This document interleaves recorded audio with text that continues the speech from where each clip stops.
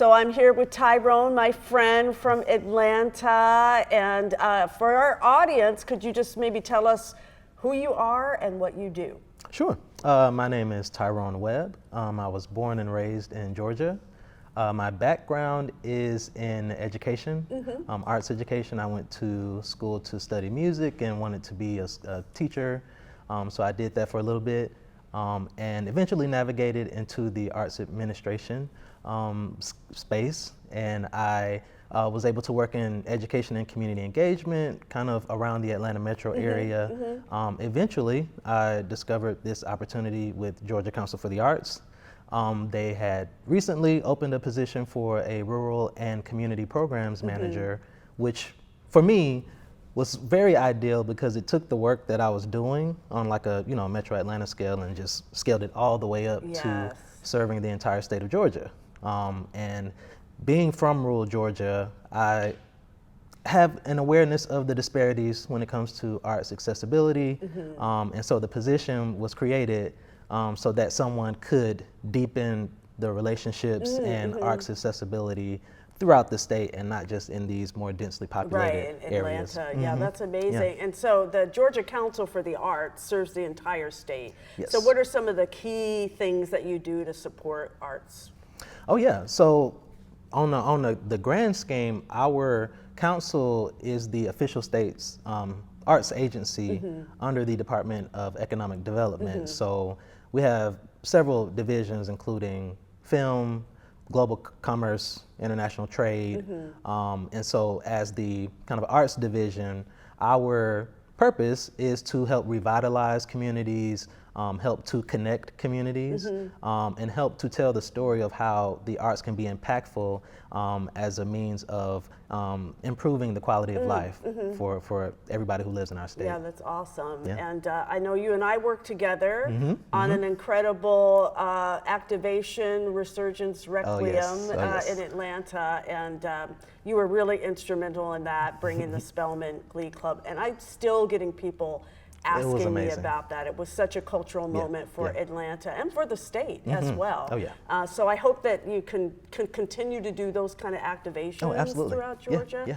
But I wanted to maybe kind of segue into your relationship with the summit, because I think you and your executive director Tina have been coming here for a while. Oh yeah. This is the last one. So can you kind of tell me what has drawn you to this particular summit? I believe that it's really the opportunity to learn how to reimagine a space, any space, to reimagine how we can tell stories about the work that we do, the people that we serve, and how that work is impactful. Yes.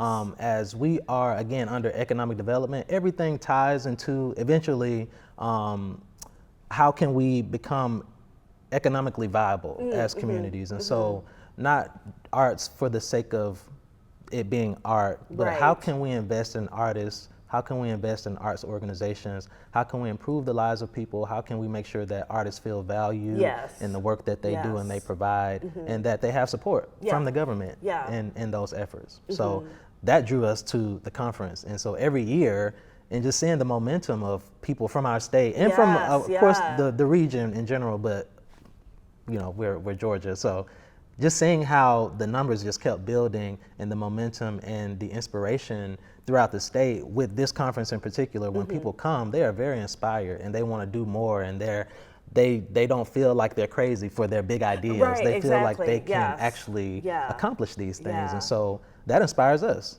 We're a very small team, and so we really try to prioritize leveraging partnerships. And so partnering with you and helping to have opportunities for people to participate in the summit. And thank you for that. Bringing 25 people from the state to this conference made a big difference. Yes. And they continue to talk about the impact that it's having. Even in the midst of the summit, the wheels are already spinning. Oh, good. And so they're so excited to take the things that they're learning.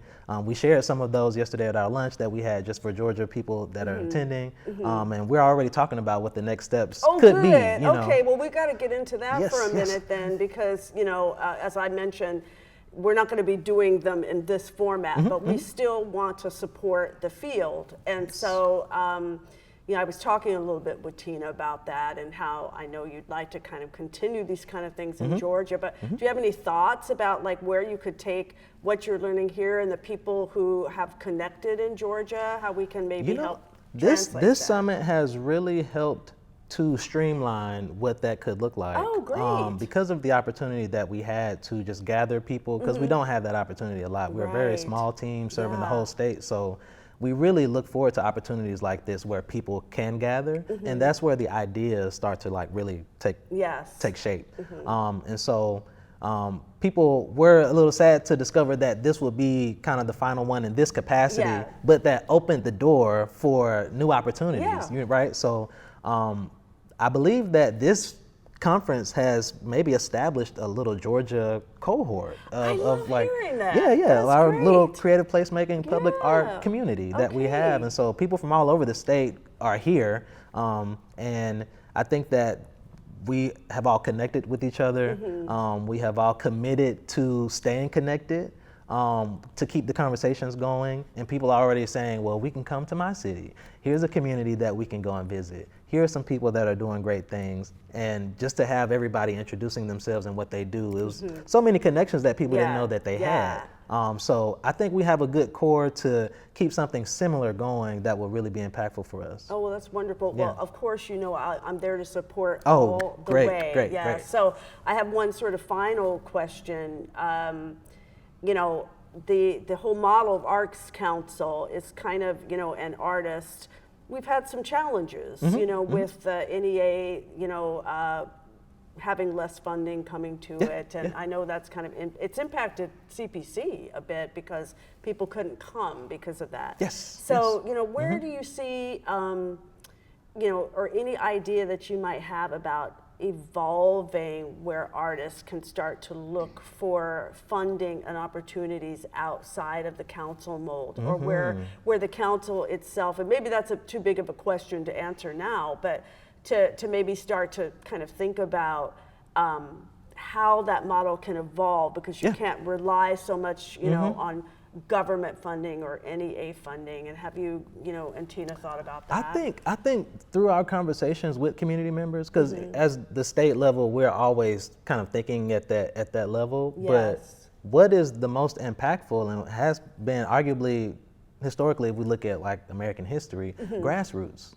right, movements and people who actually build community and not just buildings, but like the people on the ground who have the ideas and the energy to actually implement it. And so that was the takeaway from our community. Like, maybe I am the government technically, but I'm an artist as well. And so I know what it's like to have to get to that point. It was like, well, we have to depend on each other. We have to be a community. And so this is a great opportunity to practice that. And not just to imagine it, but to like really be a part of the implementation of like actually improving people's lives. And so I think that that's going to be the next step, actually leaning on each other, leveraging partnerships and resources. And that's why it's important to keep opportunities for people to gather, and so that's what we're trying to do as like the state's organization, just be a matchmaker all over the state. And so this is a really exciting opportunity for us, and we could not have even had this catalyst if it weren't for CPC. So thank you so much. I really appreciate it, and I've enjoyed getting to know you and working with you, and